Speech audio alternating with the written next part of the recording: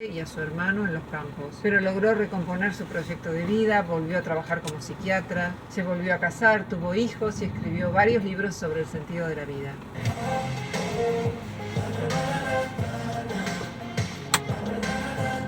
Dan Gilbert nos propone imaginar a una persona que tiene una vida hedonista. Está todo el día felizmente nadando en una piscina, sintiendo el agua fresca. De vez en cuando sale fuera de la piscina, hace una pausa, piensa que su vida carece de sentido y durante unos minutos se siente mal.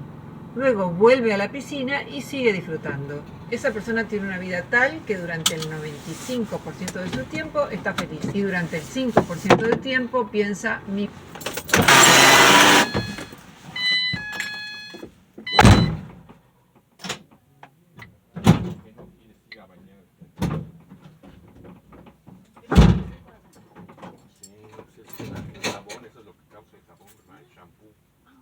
En la cara es lo que te da miedo. No, es siempre bien leve el corte. Y rasuradito abajo. No lo quiere pelón como. Ay, no, por favor. Parece Cholos Squinkle. Como pelo de fumado. Ay, no, gracias. Gracias, buen día. Será como entre 2:30 y 3 más o menos. 2:30 y 3. Ok, perfecto. Gracias. Hasta luego.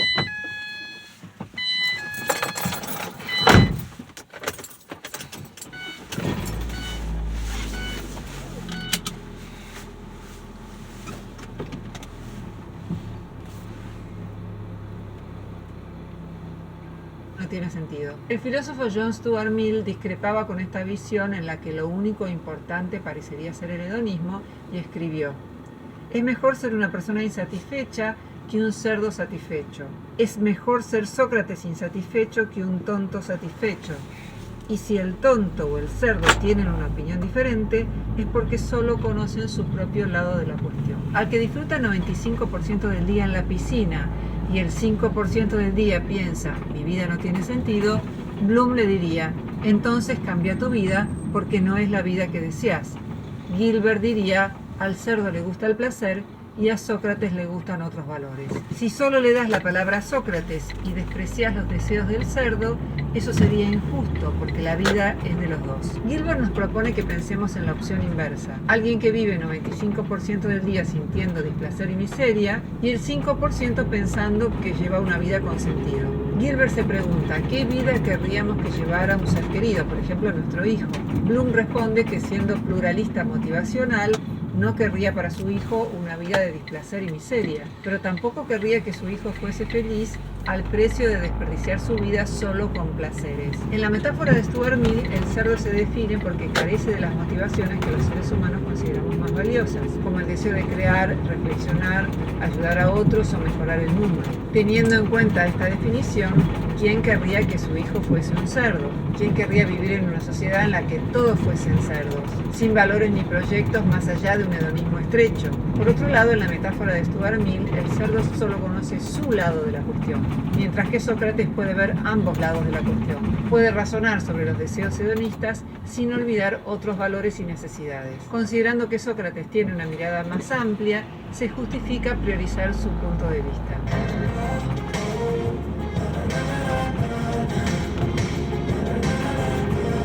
Otro argumento es que posiblemente nos cansaríamos de vivir toda la existencia al lado de la piscina. El hedonismo estrecho lleva al aburrimiento, los placeres sensoriales son efímeros, mientras que los proyectos difíciles nos aportan novedad y emoción.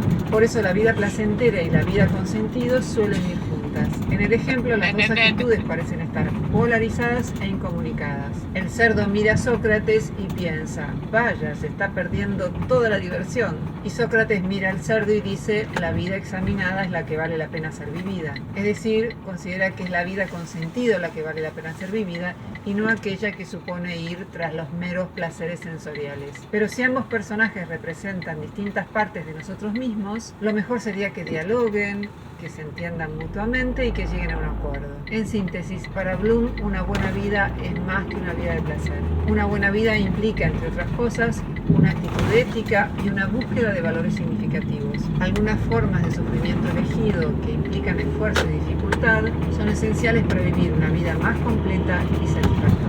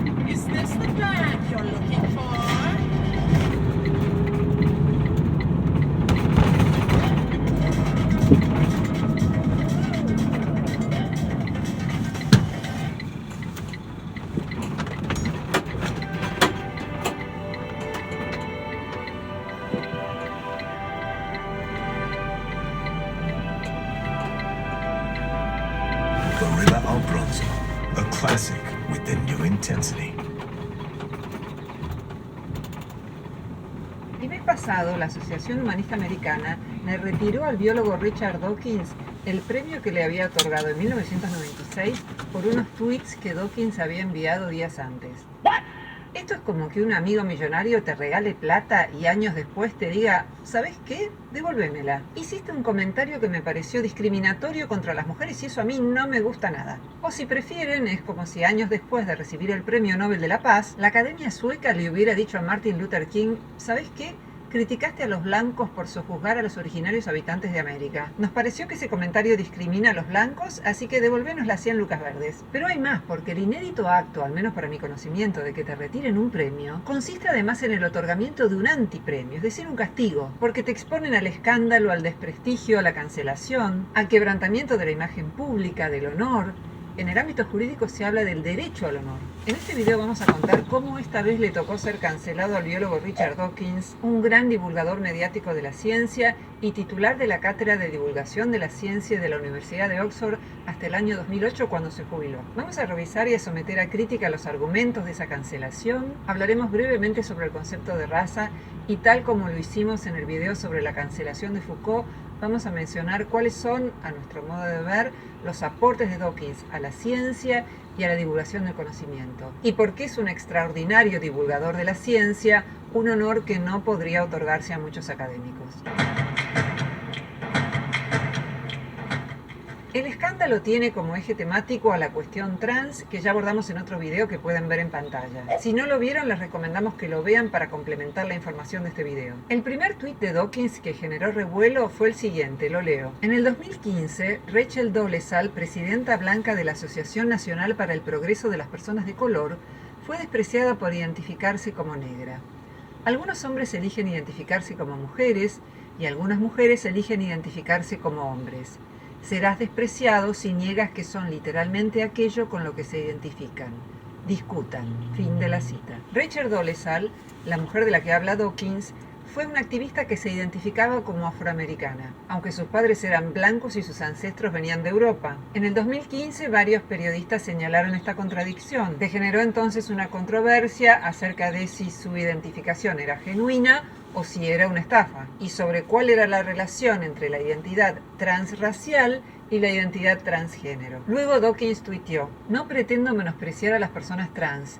Veo que mi pedido académico al escribir discutan ha sido malinterpretado como menosprecio y lo lamento. Tampoco era mi intención aliarme de ninguna manera con los republicanos fanáticos de Estados Unidos que ahora explotan el tema. El comunicado que envió la Asociación Humanista a Dawkins cancelándolo por los tweets decía lo siguiente. Establecido en 1953, el premio de la Asociación Humanista Americana es otorgado para mostrar ejemplos de valores humanistas. La comunicación de los conceptos científicos al público es un aspecto importante de la promoción de la causa del humanismo. En 1996, Richard Dawkins fue galardonado por nosotros como Humanista del Año por sus importantes contribuciones a esta disciplina. Lamentablemente, también acumuló en los últimos años un historial de declaraciones que utilizan el disfraz del discurso científico para desagradar a los grupos marginados, un enfoque antiético de los valores humanistas. Su última declaración implica que las identidades de las personas transgéneros son fraudulentas, al tiempo que ataca a la identidad negra como algo que se puede asumir cuando conviene. Sus posteriores intentos de aclaración son inadecuados y no transmiten ni sensibilidad ni sinceridad. En consecuencia, esta asociación ha llegado a la conclusión de que Richard Dawkins no merece ser honrado por ella y votó para retirarle el Premio Humanista de 1996. Veamos algunos ejemplos de declaraciones previas de Dawkins a las que hace referencia el comunicado. En el 2015, Dawkins escribió: ¿Es la mujer trans una mujer? La cuestión es puramente semántica. Si se define por los cromosomas, no. Si se define por la autoidentificación, sí. La llamo ella por cortesía. Fin de la cita. En otro tuit publicado en el 2016, él reenviaba un video en el que se burlaban de las activistas de género que defendían al islamismo. El video se llamaba "Las activistas de género aman a los islamistas". Por ese tuit, los organizadores de un congreso de escepticismo en Estados Unidos le retiraron a Dawkins la invitación que le habían formulado tiempo atrás. En su comunicado dicen: "Creemos firmemente en la libertad de expresión y en la libertad de expresar opiniones impopulares, incluso ofensivas. Sin embargo, el discurso innecesariamente divisivo, contraproducente e incluso odioso es contrario a nuestra misión", dice, "y al ambiente que deseamos fomentar". Fin de la cita. Los comentarios recientes de Dawkins pueden dar lugar a distintos tipos de interpretaciones. Pueden ser entendidos como una invitación al debate sobre un problema complejo o como un intento de descalificación del activismo transgénero. Siempre existe un margen para la interpretación de los mensajes, y los malentendidos se interpretan porque en Twitter se debe escribir con pocas palabras. Esto podría evitarse si se publicaran textos más extensos, en donde se pueda argumentar, anticipar objeciones, pero habría que buscar otro formato que no fuera el de Twitter. Por otro lado, los comentarios de la Asociación Humanista Americana muestran dos problemas muy característicos de las cancelaciones. Por un lado, la ausencia de una interpretación caritativa, que consiste en dar la mejor interpretación y no la y no de los argumentos. La asociación interpreta que Dawkins ataca la identidad negra como una pero esta es una interpretación posible, no la más caritativa. Puede decirse que el comentario de Dawkins fue bastante imprudente y que era bastante previsible la reacción que generaría. El tema es sensible y complejo y requiere de una argumentación más clara y responsable. Luego la asociación decide imponer un castigo en lugar de ofrecer argumentos. La ausencia de argumentos elimina la posibilidad de corregir errores si los hubiere, o de discutir y conciliar los valores en juego. La actitud punitiva genera un contexto poco propicio para el intercambio de ideas, porque las expresiones erróneas no generan una discusión argumentada, meramente un castigo. La asociación humanista podría haber sacado un comunicado cuestionando las declaraciones de Dawkins, pero retirar un premio, lo dado, dado está. Facundo Sesa escribió: "Un premio que te pueden quitar no es un premio, es una correa. Ninguna persona seria debería aceptar en el futuro un premio de esa organización, que tendría que haber respondido inteligentemente a Dawkins y hacer una declaración diciendo que no estuvo bueno lo que hizo". Witch Hotel. Somebody say Witch Hotel? I'm great at this. Dance your thieves in the spa-like bathroom. Or enjoy local craft beers with breathtaking views of the Cambria. Book direct at choicehotels.com. Tampoco se trata de un problema legal, sino ético y pragmático. El psicólogo Steven Pinker de la Universidad de Harvard escribió una carta defendiendo a Dawkins. La cito: "Dawkins no llamó a la discriminación ni a la marginación de ningún individuo o grupo, y negó explícitamente cualquier intención de menospreciar a nadie o de prestar apoyo a movimientos políticos transfóbicos o discriminatorios. Ahora bien, seguiría siendo adecuado que aquellos que estén en desacuerdo con el contenido de sus tweets los criticaran en The Humanist o en otros foros, explicando la naturaleza de sus objeciones, pero tratar de castigar, deshonrar o humillar a un escritor en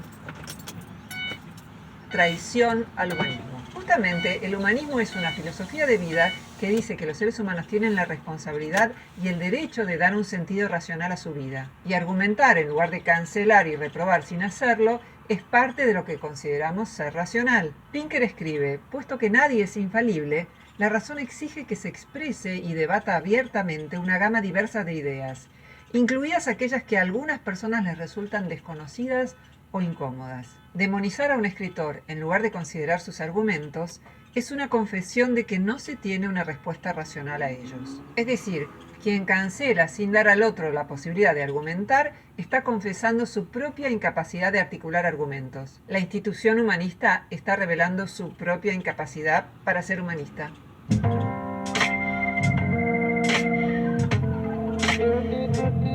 Según los críticos de Dawkins, su principal error fue comparar a las personas transraciales con las personas transgénero. Algunos lo interpretan como una burla a las personas transgénero al compararlas con blancos que querrían ser negros, cuyos reclamos se consideran ridículos, y con una impostora que se supone que mintió sobre su familia y su raza para obtener beneficios personales. Otros interpretan el tuit de Dawkins como un argumento de pendiente resbaladiza, como si hubiera querido decir: hoy piden llamar mujeres a los hombres, mañana pedirán llamar negros a los blancos. Pero podemos preguntarnos si verdaderamente Dawkins quiso decir estas cosas. si su comentario es similar a quienes dicen yo me identifico con un helicóptero Apache, o si hay otras interpretaciones posibles. Por otra parte, si alguien piensa que existen similitudes entre personas transraciales y transgénero, ¿es razonable inferir que se trata de un fanático transfóbico que debe ser cancelado? Podría ser una frase de alguien que desconoce el tema, y en ese caso sería bueno explicárselo para que saliera de su error.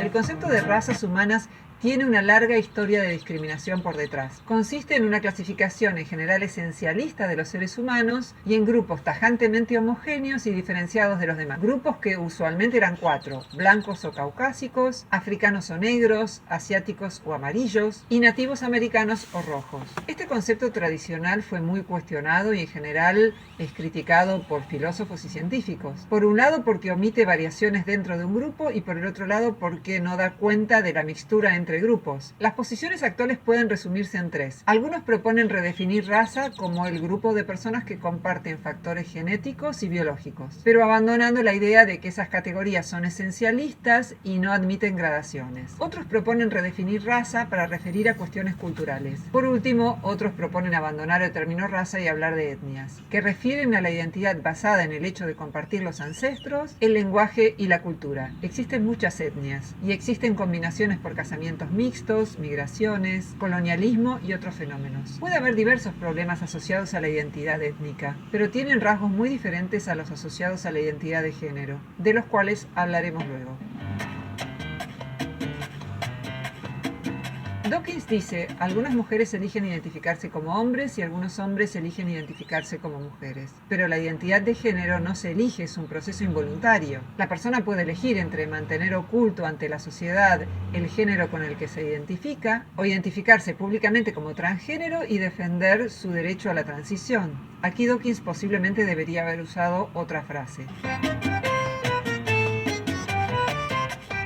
Dawkins escribió, serás despreciado si niegas aquello con lo que los trans se identifican. Algunos interpretan esta frase como ser mujer en sentido literal es tener cromosomas XX y tener gónadas y un aparato reproductivo femenino. Y por tanto, comillas, las mujeres trans no son mujeres en sentido literal, fin de las comillas. Esto se vincula con la otra frase de Dawkins, cito, ¿es la mujer trans una mujer? La cuestión es puramente semántica. Si se define por los cromosomas, no.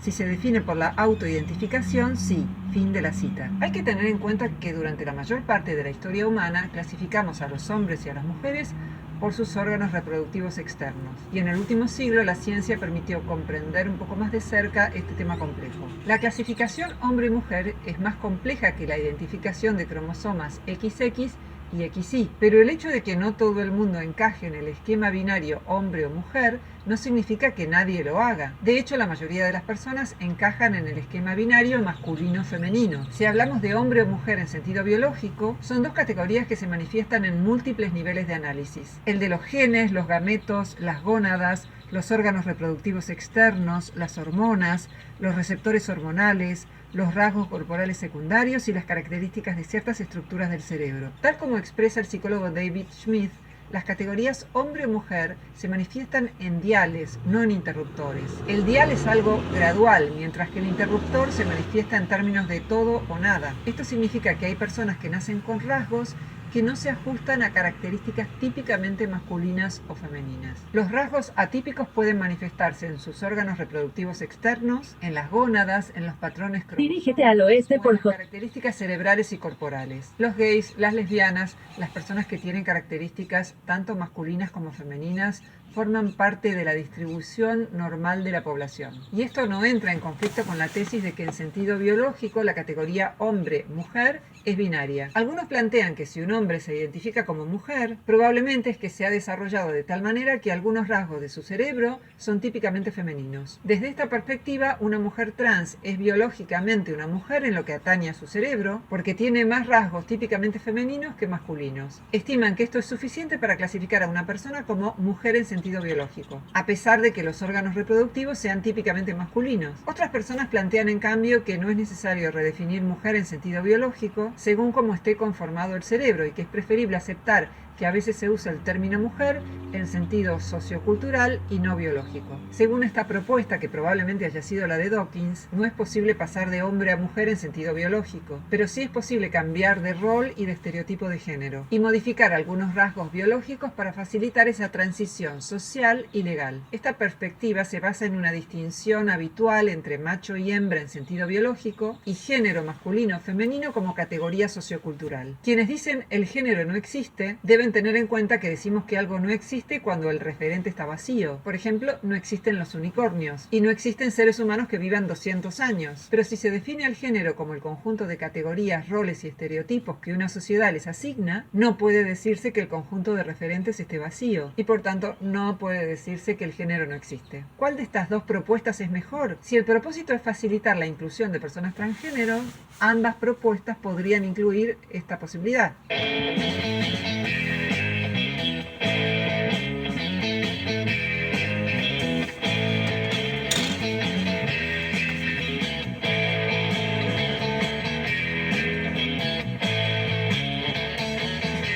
Para evitar la cancelación, entre otros motivos, no hay muchos académicos en las redes sociales, pero tampoco aportan los elementos positivos que se derivarían de mostrar lo que investigan ante el gran público. Dawkins sí lo hace, ha dedicado su vida entera a divulgar en los medios de difusión y en las redes sociales una biología de perspectiva evolucionista, de modo que parece injusto que se lo premie por la obra que desarrolló a lo largo de 80 años, pero se lo cancele por algunos tweets. Escribir textos confusos es lo que llevó a escribir ríos de tinta a los intérpretes de autores como Hegel, por ejemplo. De modo que si uno quiere ser recordado como filósofo, debería escribir frases ambiguas, por ejemplo, la nada nadea, pero en alemán.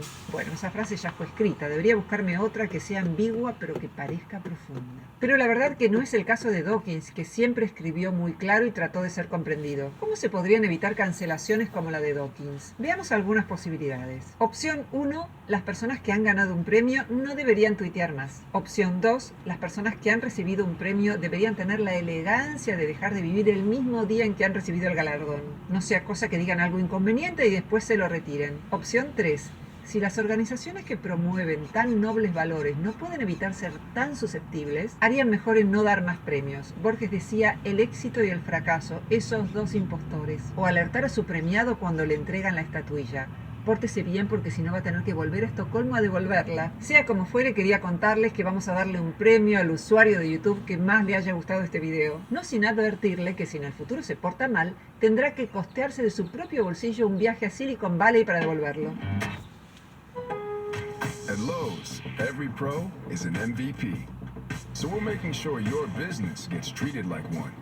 Like when you buy more paint, we're giving you more rewards. Join today to take your business to the next level. Viaje a Silicon Valley para devolverlo.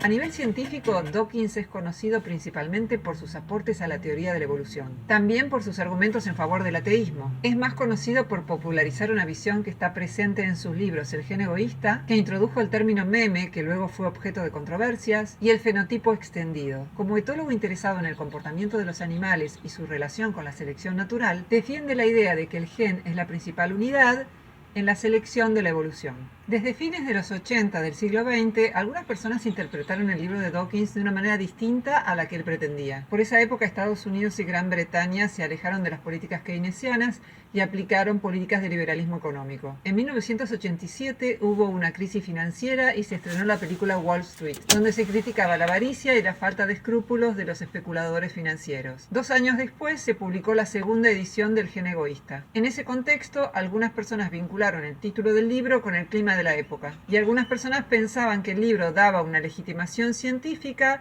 a la teoría del nuevo liberalismo económico egoísta. Según esta interpretación, el mensaje sería el de que los genes son egoístas por naturaleza y que las personas también son egoístas porque así funciona la evolución. El egoísmo sería bueno y debería ser aceptado, pero Dawkins nunca defendió estas ideas. Al contrario, Dawkins cuestionó esta interpretación en un programa que hizo para la BBC y en la siguiente edición de su libro. Ahí dice que lo malinterpretaron y que nunca formuló un elogio del egoísmo. En el 2006, Dawkins publicó el libro libro El espejismo de Dios, donde desarrolla argumentos en favor del ateísmo y en contra de las religiones. Plantea que la existencia de Dios es una hipótesis científica como cualquier otra, pero este punto es cuestionable porque no hay ciencias que investiguen la existencia de Dios. Es más razonable decir que es un tema de la filosofía, que entre otras cosas investiga los conceptos y las ideas más generales, aplicando la razón, la experiencia y los aportes de la ciencia. De hecho, los argumentos que plantea Dawkins son de tipo filosófico. El libro discute básicamente algunos prejuicios que tienen los creyentes respecto a los ateos. Por ejemplo, el ateísmo es considerado un delito en algunos países islámicos y según diversas encuestas, muchas personas en los Estados Unidos piensan que los ateos no tienen moral y que no son personas dignas de confianza. Dawkins dice que las personas ateas pueden ser morales y felices gracias a las disposiciones de las que fuimos dotados por la evolución y también por las herramientas aportadas por la filosofía y la cultura, y plantea que la necesidad humana de desarrollar disposiciones éticas y de encontrar un sentido para la vida puede tener mejor satisfacción a través de la filosofía que a través de la religión. Rechaza el agnosticismo, que dice que no podemos evaluar la tesis sobre la existencia de Dios, pero sí acepta que nuestro conocimiento es conjetural y falible. Aunque no se puede refutar la tesis de la existencia de Dios, sí se pueden evaluar qué conjeturas encajan mejor con las evidencias disponibles. Dawkins critica los argumentos filosóficos y teológicos que pretenden demostrar la existencia de Dios y propone sus propios argumentos en favor de la idea de un mundo sin dioses. Sus críticas no se dirigen a las versiones filosóficas de Dios, el panteísmo, por ejemplo, tampoco al deísmo, sino al Dios de las religiones y de los creyentes, principalmente el Dios del cristianismo, del islamismo y del judaísmo. Por último, el libro señala algunos factores perjudiciales de la religión, como el fanatismo, el dogmatismo, las guerras religiosas, las persecuciones de personas que no son creyentes, la intolerancia hacia los hombres que tienen relaciones íntimas con otros hombres o hacia las mujeres que tienen relaciones íntimas con otras mujeres, y el adoctrinamiento religioso de los niños. Algunos autores ateos, como el filósofo Alain de Botton, cuestionaron que Dawkins se centre solo en la parte negativa de las religiones. Por eso algunas personas llegaron a calificar a Dawkins como un ateo fundamentalista. Pero esa acusación resulta poco razonable. En el año 2006, Dawkins hizo un documental. Se llamaba La raíz de todos los males, así entre signos de pregunta, y luego Dawkins aclaró que él no había puesto ese título, que el título lo puso la productora, y que él no puede pensar en que algo, una sola cosa, sea la causa de todos los males. Gabriel Andrade plantea en su blog: a mi juicio, los ateos militantes son demasiado mezquinos con la religión. La mayoría de las doctrinas religiosas son efectivamente falsas y muchas son absurdas. Pero la religión ha tenido una función destacable a lo largo de la historia de la humanidad y es menester reconocerlo. Fin de la cita. En el año 2011, el filósofo Alain de Botton publicó un libro que les recomiendo fervientemente, se llama Religión para ateos, en donde justamente destaca los aspectos positivos de la religión, como el de crear un sentido de comunidad entre las personas, por ejemplo, usar historias para desarrollar y fortalecer las virtudes morales, generar encuentros y costumbres diseñados para satisfacer nuestras necesidades emocionales. En síntesis, es cierto que la imagen que ofrece Dawkins de las religiones está muy orientada a sus elementos negativos, pero a la vez muchos de sus argumentos siguen siendo importantes para defender los derechos de las personas ateas y para cuestionar los excesos y riesgos de las religiones. Algunos divulgadores religiosos dicen que no respetan a Dawkins meramente porque no comparten su ateísmo y su divulgación del ateísmo, y porque además subrayó el aspecto intolerante de algunas religiones. Pero decir que uno no respeta a un filósofo no es argumentar, sino meramente descalificar. Al ser biólogo, Dawkins se interesa de cerca por la magia de la vida. Y uso esta palabra adrede porque muchos piensan que la ciencia es algo frío, alejado de la magia de la vida. En su libro Destejiendo el arco iris, que recomiendo efusivamente, justamente Dawkins aborda este tema. Cómo conocer de cerca los avances científicos es algo entretenido, fascinante y lleno de magia. Para Dawkins, una de las razones por las que las religiones son tan populares es porque solemos desconocer las causas de los fenómenos del universo. Mucho avanzó la ciencia en este sentido, y también Dawkins entiende que las religiones tienen que ver con la necesidad de consuelo y con muchas otras necesidades humanas. Recomiendo ver algunos especiales que hizo Dawkins para la televisión inglesa. El genio de Darwin es una de estas series en varios capítulos. Pueden verla gratis en YouTube. Recomiendo también ver en YouTube sus debates muy respetuosos con personas religiosas, sin las agresiones que suelen ser moneda corriente entre las personas que suelen debatir estos temas en las redes sociales. Richard Dawkins es uno de nuestros grandes divulgadores contemporáneos. Me gustaría compartir una carta que le escribió a su hija cuando tenía 10 años y que está incluida en su libro Destejiendo el arco iris. Lo leí decenas de veces en mis clases porque es una excelente introducción a la ciencia. Lo resumí muy ligeramente y lo voy a leer casi entero. A mi querida hija, ahora que tienes 10 años, quiero escribirte algo que es importante para mí. ¿Alguna vez te preguntaste cómo sabemos las cosas que sabemos? ¿Cómo sabemos, por ejemplo, que las estrellas, que se ven como diminutos pinchazos en el cielo, son realmente gigantescas?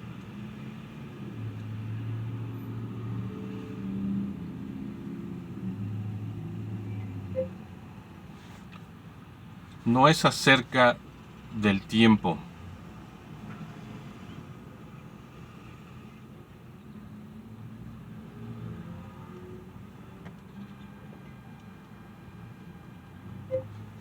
No es acerca del tiempo.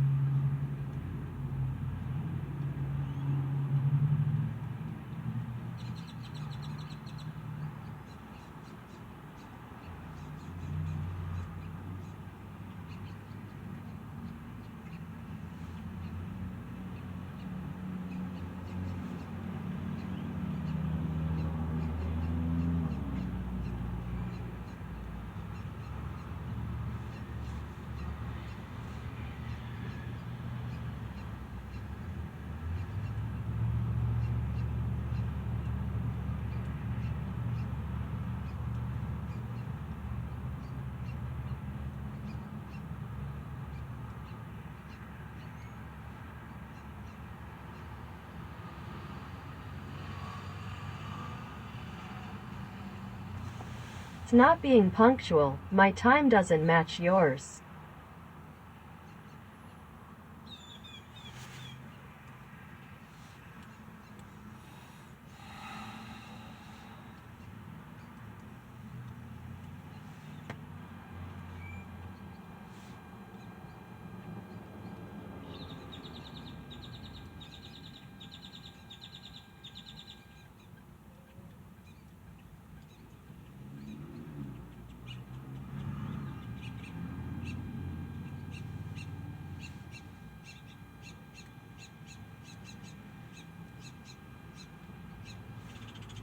Las bolas de fuego como el Sol y están muy lejos.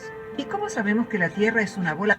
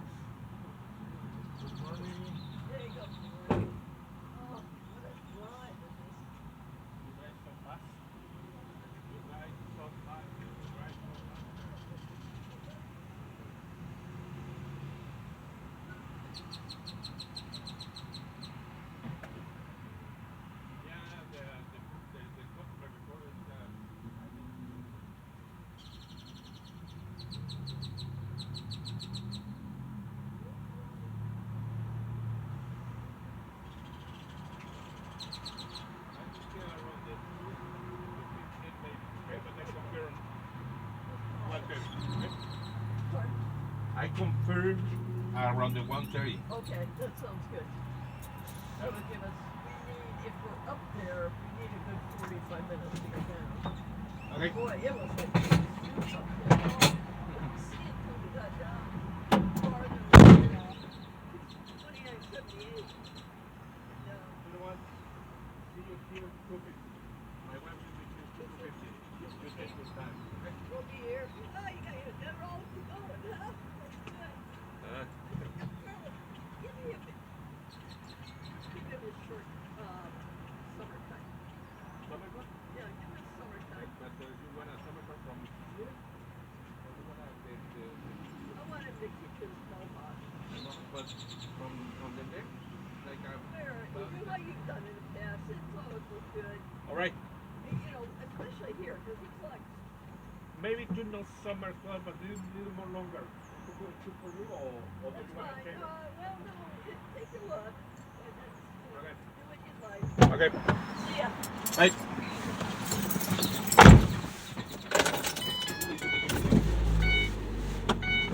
So that was sign of good.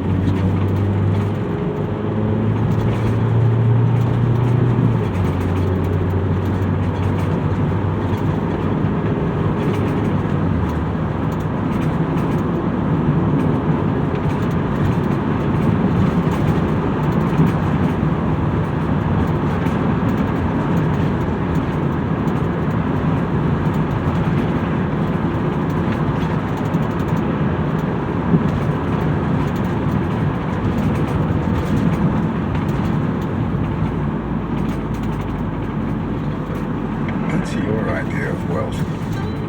Being able to enjoy retirement. Seeing your children go further than you ever did. Everyone has their own idea of wealth. Sol y está muy lejos. ¿Y cómo sabemos que la Tierra es una bola más pequeña girando alrededor de una de esas estrellas, el Sol? La respuesta a estas preguntas es evidencia. Algunas veces evidencia significa ver, oír, oler algo que sea verdad. Los astronautas han viajado lo suficientemente lejos de la Tierra como para ver que es redonda.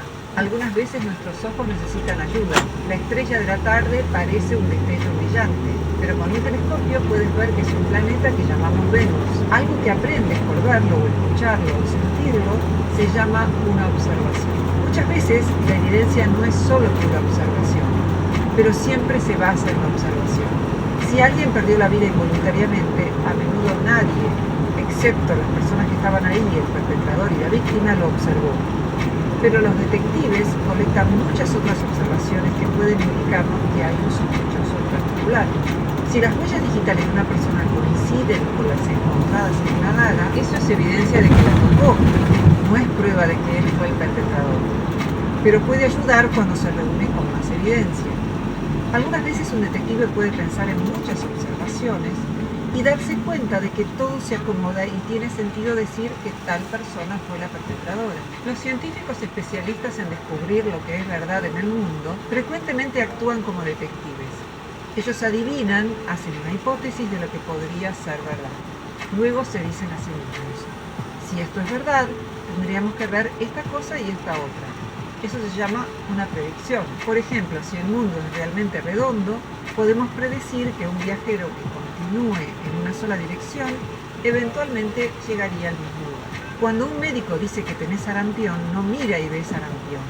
Su primera observación lo lleva a la hipótesis de que es sarampión. Se dice a sí mismo: si ella tiene sarampión, realmente tengo que ver tales y cuales cosas y luego poner a prueba la lista de predicciones con sus ojos. ¿Tiene puntos rojos? Mira sus manos y se pregunta: ¿tiene fiebre? Mira sus oídos y se pregunta: ¿su respiración suena débil? Solo entonces dice: diagnostico que esta niña tiene sarampión. A veces se necesitan otras pruebas, como un examen de sangre o rayos X que ayudan a los ojos, manos y oídos a hacer observaciones. La manera en la que los científicos usan evidencia para aprender sobre el mundo es mucho más ingeniosa y complicada de lo que te podría decir en una carta breve. Ahora quiero advertirte solo 3 malas razones para creer en algo: la tradición, la autoridad y la revelación. Primero, la tradición. Hace algunos meses estuve en televisión para discutir con unos 50 niños. Fueron invitados porque crecieron dentro de muchas religiones diferentes. Algunos crecieron como cristianos, otros como judíos, otros como musulmanes, hindúes. El conductor del programa fue de niño en niño preguntándoles en qué creían. Lo que dijeron mostró exactamente lo que quiere decir tradición. Sus creencias no tenían una conexión con la evidencia.